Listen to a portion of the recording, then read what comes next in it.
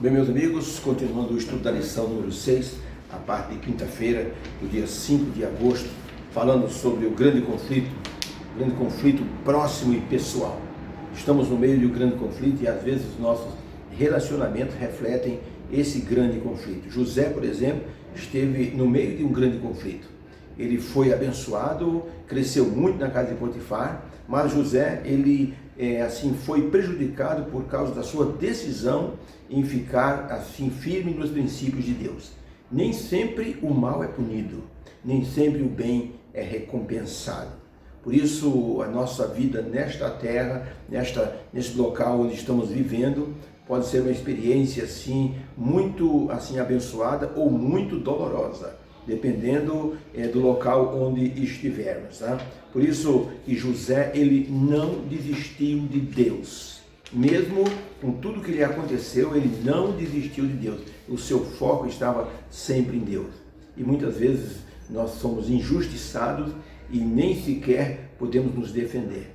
Um rei que estava visitando um presídio, a todo mundo que ele perguntava: por que você está aqui? Eu estou aqui porque fizeram uma acusação falsa contra mim. Eu estou aqui porque fizeram mal contra mim. Eu estou aqui porque as pessoas me obrigaram a isso. Eu estou aqui porque meus amigos me levaram para o mau caminho. E as pessoas então ficavam sempre se desculpando dos seus erros.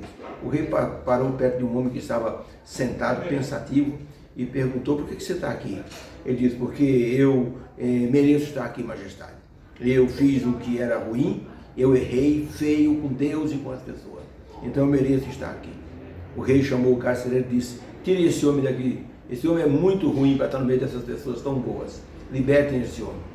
O único que reconheceu o seu erro. Então ele realmente merecia estar solto, porque era um homem que reconhecia os seus erros, tá? Podemos afirmar que José também era inocente. José foi injustiçado pela esposa de Potifar. Potifar, logicamente, não acreditou muito na esposa dele, mas para manter a sua reputação, ele teve que agir e mandar José preso. Isso, pelo menos, ia fundamentar a sua autoridade como homem do rei, como homem que tinha tudo sob controle. Por isso que José foi mandado para a prisão. José nem argumentou que era inocente, ele poderia ter batido o pé, poderia ter dito: não fui eu, não fiz nada, foi sua mulher, mas não adiantaria. Ele era, no final das contas, um escravo. Logicamente que tinha a confiança do seu senhor, mas era um escravo. E o Potifar teve que acreditar na esposa. E com isso, José, então, por não se defender, ele foi jogado num cárcere, numa masmorra, numa prisão. Agora imagine só, José de manhã era o governante da casa do homem mais importante do Egito, Potifar. E de noite ele era um anônimo prisioneiro dentro de um cárcere fedorento. Dá para a pessoa pensar e desanimar, porque tudo que estava acontecendo parecia que no final as coisas davam errado.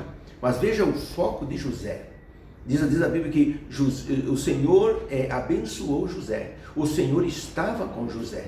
Parece até uma coisa estranha, tudo que estava lhe acontecendo de mal, mas veja, estava acontecendo como fruto do que José fez como defesa dos princípios. Ele disse para a mulher de Potifar: como faria eu tamanha maldade contra o meu Senhor e pecaria contra o meu Deus? Então José era um homem que ele tinha princípios bem fundamentados. Por isso que ele sofreu essa situação, mas a Bíblia diz que o Senhor era com ele. E a pergunta número 7 é: como foi a rotina de José dentro da cadeia? E como ele interagiu com as pessoas? Vale a pena lermos os versos de Gênesis 39, 21, depois Gênesis 40, verso 1, diz assim, Gênesis 39, 21, o Senhor, porém, estava com José e estendeu sobre ele a sua bondade e deu-lhe graça aos olhos do carcereiro mor.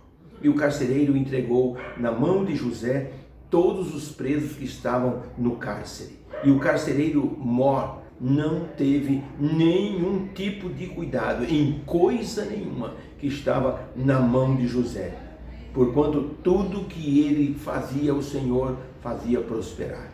Que bênção, hein? José era um homem que tinha como as pessoas dizem, uma estrela luminosa, porque tudo que ele colocava a mão prosperava. Até dentro da cadeia, ele ganhou a confiança do carcereiro-chefe. e foi colocado como assim o cuidador de todos os presos. Gênesis 40, verso 1 diz: e aconteceu que depois dessas coisas, que o copeiro do rei do Egito e o padeiro do rei do Egito ofenderam o rei. E o rei os entregou à prisão, ao capitão da guarda, na casa do cárcere, lá onde José estava preso. Parece uma coincidência, mas veja só. E veio José a eles pela manhã, e olhou para eles, e viu que estavam perturbados com o semblante caído. Então perguntou José aos oficiais do faraó, dizendo: por que estão tristes os vossos semblantes? E eles lhe disseram: tivemos um sonho, e ninguém existe que o interprete. E José disse: não são de Deus, porventura, as revelações e as interpretações? Não são do Senhor? Contai-me o sonho, eu vos peço. Então contou o copeiro mor o seu sonho a José, e lhe deu então a interpretação. Então o padeiro que tinha interpretado, viu que José tinha interpretado bem o sonho do copeiro, disse a José: eu também sonhei. Então respondeu José e disse ao padeiro: contai-me o sonho, porque eu darei a você a sua interpretação. José interpretou o sonho dos dois e disse para o copeiro: o senhor voltará para o palácio em 3 dias. E disse para o padeiro: infelizmente, o senhor vai ser morto em 3 dias. E José virou-se para o copeiro e, sem nenhuma cerimônia, ele interagiu com aquele homem e disse: olha, quando você estiver bem, fale de mim para o faraó. E José então interagiu de maneira plena, porque fez amizade com aquelas pessoas. José tratava as pessoas muito bem. José era uma pessoa coerente em sua situação. Ele sabia a realidade, ele sabia a diferença do ideal e da realidade. E ele fazia sempre o melhor. Aonde José chegava, as coisas melhoravam. E as pessoas percebiam isso. E José era muito amigo das pessoas, a ponto de se aproximar das pessoas e se interessar pelo semblante triste das pessoas. Por que vocês estão tristes? E saber o motivo. Porque José sabia do Deus do céu que tirava a inquietação dos corações. E diz a Bíblia que José testemunhou dizendo, num lugar pagão, onde se adorava ídolos, José disse: não é do Senhor Deus do céu a interpretação. Conte-me o sonho e Deus dará a interpretação. Não era ele que daria, Deus daria a interpretação. E José deu um testemunho muito solene ali naquele momento diante daqueles homens. Era isso que fazia diferença na vida de José. José era uma pessoa que tinha quietude no coração. As pessoas percebiam. Um médico chegou na sua clínica e uma senhora perguntou: doutor André, o senhor é crente? E ele disse: por que a senhora acha que eu sou crente? Ela disse: porque, disse a mulher, toda vez que o senhor chega, a gente pensa em Deus. O homem disse: realmente eu sou crente, eu sou um servo de Jesus. Ela disse: nós percebemos, porque o senhor tem um semblante muito amável. E o Senhor inspira muita confiança. Era assim que José era. José inspirava confiança nas pessoas. Pergunta número 8. O apóstolo Paulo, ele falou sobre os relacionamentos. Como ele via os relacionamentos, como deve ser e o que ele aconselhou. Então Paulo diz assim em Efésios 6, verso 1: vós filhos, sede obedientes a vossos pais no Senhor, porque isso é justo, e para que te vá bem e vivas muito tempo sobre a terra, cumprindo o mandamento. E, verso 4: e vós pais, não provoqueis vossos filhos a ira, mas criai-os na doutrina e na admoestação do Senhor.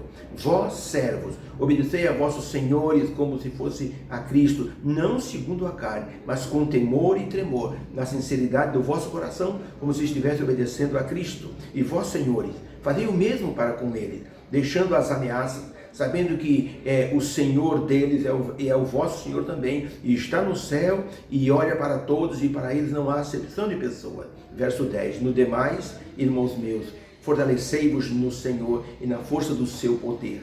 Revesti-vos de toda a armadura de Deus, para que possais estar firmes contra as ciladas do diabo, as astutas ciladas do diabo. O apóstolo Paulo acrescentou. Então, para a pergunta, o que Paulo falou sobre os relacionamentos, o que aconselhou? Paulo aconselhou que os relacionamentos devem ser no Senhor. Filhos respeitando os pais e os pais amando os filhos. A sinceridade entre senhores e servos, entre patrões e empregados. E a união entre os irmãos da igreja, sempre unidos a Deus e na força do seu poder para vencer o diabo. Paulo disse que nós estamos no meio de um grande conflito, que a nossa luta não é contra a carne, nem contra o sangue, é contra as potestades nos lugares celestiais. E ele recomenda: tomai toda a armadura de Deus, o capacete de salvação, as sandálias da preparação do Evangelho, a couraça da justiça, o cinto da segurança. E Paulo aconselhou para que as pessoas pudessem resistir no dia mau. Nossos relacionamentos podem se tornar uma bênção ou uma armadilha. O diabo vai usar os nossos relacionamentos como uma armadilha. Deus vai utilizar como uma bênção. Salvaremos pessoas ou seremos pedra de tropeço para as pessoas. Temos que tomar muito cuidado e nos entregar nas mãos divinas. José entendeu isso e Deus o ajudou a vencer. Pai querido, obrigado pela bênção do estudo de hoje. Toma em tuas mãos o nosso relacionamento. Ajuda-nos a ser um Senhor bem para as pessoas. Que possamos guiar pessoas em teus caminhos. Que possamos tirar aqueles que estão mancando e ajudando-os a andar direito. Obrigado por tudo, em nome de Jesus. Amém. Fica com Deus. Que o Senhor te abençoe neste dia. Amém.